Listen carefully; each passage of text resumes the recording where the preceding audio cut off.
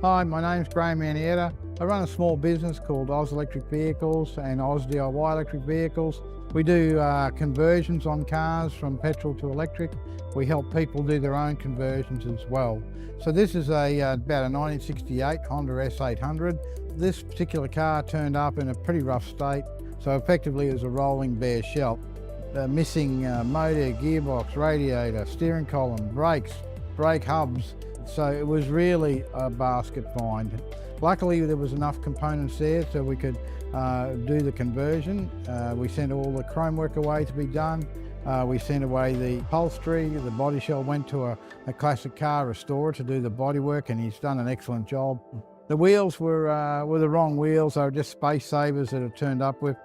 So we found some Honda rims that we had reworked to do the job.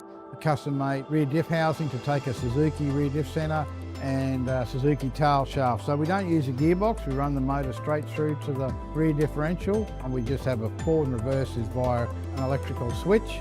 Keeps it all very simple, allows us to wind up the regen braking and do all that sort of stuff. Yeah, and basically now we've reassembled the car. We're at the fine tuning stage. It goes very, very well.